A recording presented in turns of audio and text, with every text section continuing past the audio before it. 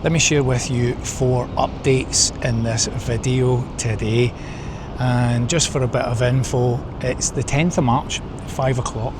Before I kick off into the 4 topics that I want to cover, which is, let me just break this down quickly. I've got a pal, an old mate of mine, coming to stay here in Malaysia. In fact, he's already here. So briefly about that. The insurance update, just to kind of fill you in. Yvonne's redundancy progress, and a little bit about our next stay that I want to tell you about. But before I mention anything about that, do you know, sometimes there's something just quite calm about this city. Now, I'm in Petaling Jaya, which is just over there is Kuala Lumpur. They're adjacent cities. But there's, maybe this is just Malaysia as a general, right? But there's just something quite calm about it.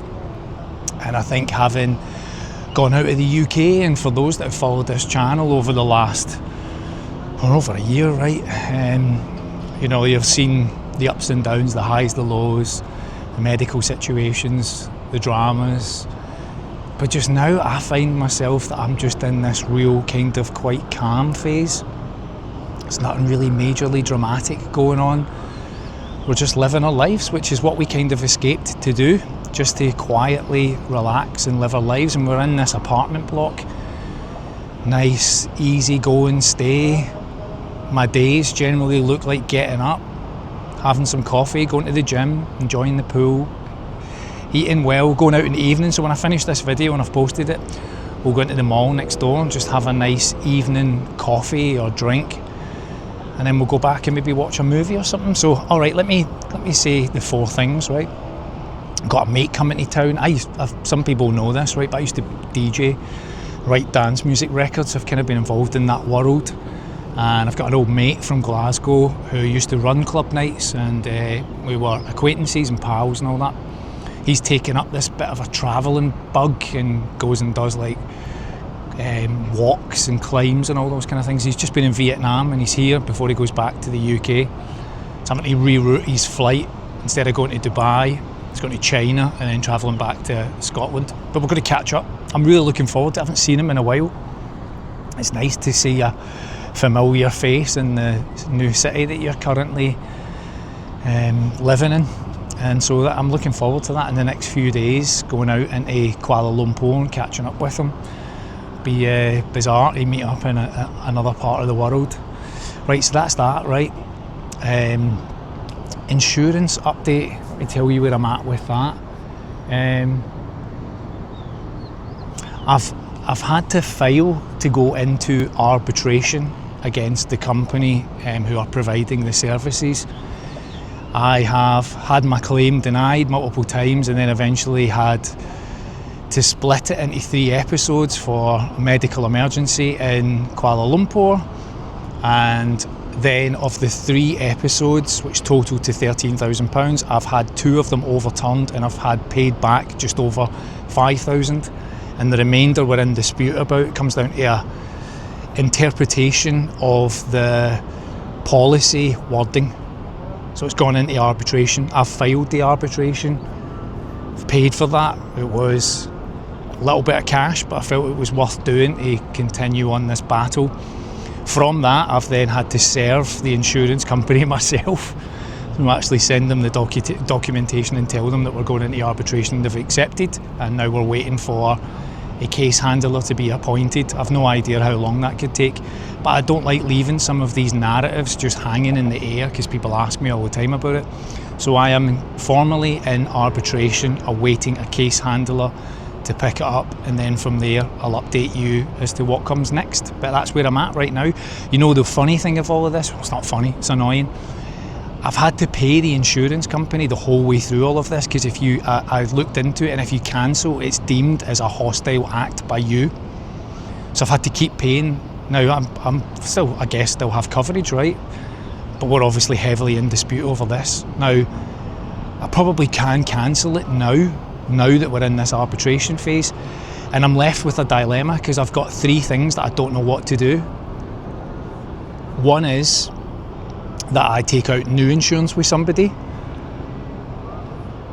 and go through everything that would need to happen with it, which would be explaining this situation. I've got a letter from the doctor to say that I am A1 fit and healthy, no issues, had CAT scans done, no previous ailments exist. So I've at least got that on my side. The second choice is that I could look for just a health policy, which wouldn't be like a travel insurance, would just be a general health policy.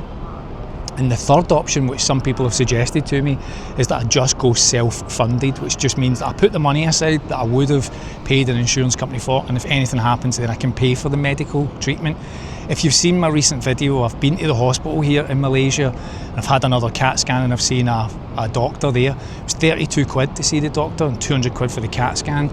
Now, here's what I would say about that, right? See if I had done the self-funding at the beginning and ended up in hospital with a 13 grand bill, I would have been mad at myself that I didn't just take out insurance. But I would never have known what I know now about the insurance process and how you get treated and all of that.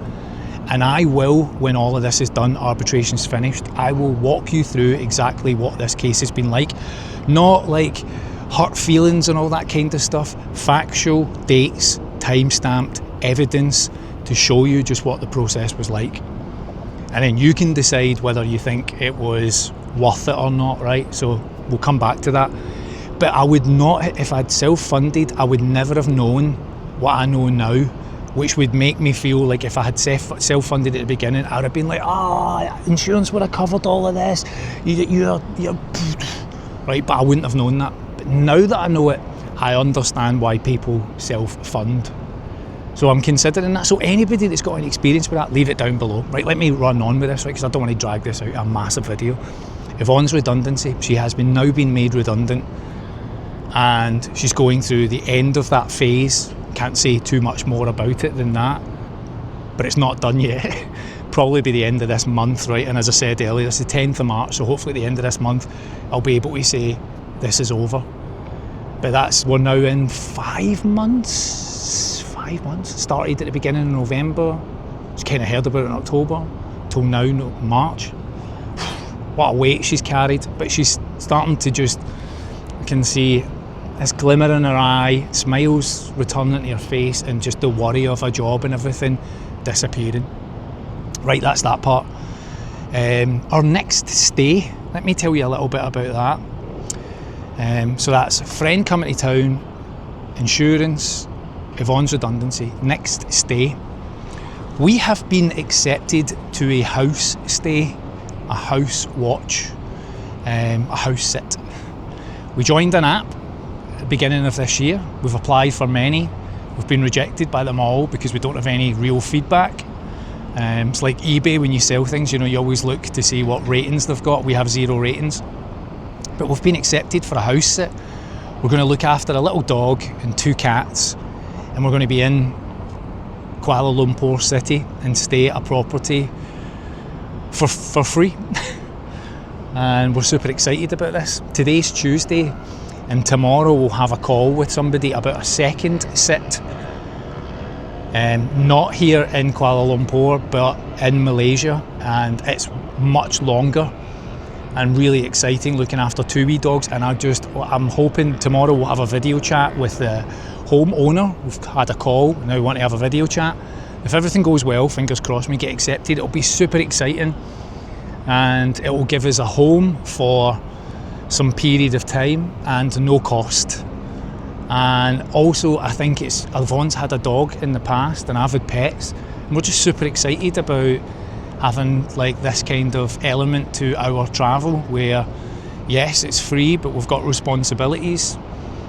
When we joined the app, we gave our LinkedIn profiles to talk about our backgrounds, that we're 2 professionals and we're trustworthy people. I hope that's came through in our applications. And it just feels like we've got a new little element of this way of life. So I'll share a little bit more on that in the coming days, but I just wanted to, for my regular subscribers, for people that follow this channel, just give a bit of an update. I don't like leaving narratives open, insurance, redundancy, people guessing what's happening, but we also have to kind of walk through those paths before there's a lot to share. But just as a little stopgap right now, that's the update. And tomorrow, which will be Wednesday the 11th, I will do another live stream, maybe an hour or 90 minutes, depending on how many people show up and want to chat, but if you want to come along and ask questions, if you've discovered me from Instagram, where I've had a bit of notoriety over the last week with a post that's gone a bit viral about council tax versus cost of living here in Malaysia, which seems to have sparked a lot of debate. I know I've got a lot of new people that have joined this channel from over there, so if you want to come and ask questions about how I live, how I make money, all of that kind of stuff, you're welcome to. But if there's familiar faces in the middle of the channel talking, people that I know, that would be awesome. Alright, lastly, most people won't get to this part of the video, but thank you to everybody who's joined Patreon. The community there is starting to build now.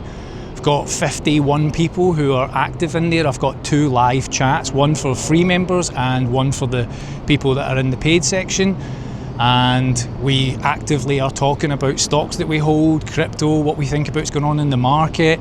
People are putting their input in there, and it's great. It's great because it gives me conversation to work with and just to hear what other people's thoughts and feelings are like. So if you're interested in that stuff, I've walked through recently how I think about my stock options, how I make money on options. I'll make a video this week talking about how you actually do that on platforms that I use, like interactive brokers. So thank you to the community that's joined over there. Right, that's it for tonight. I'm going to go and have a walk now with Yvonne through the mall and get a little nice soft drink or a fruit juice or a coffee or something. Have a great Tuesday, everyone. Thank you so much for watching all of this. See you in the next one.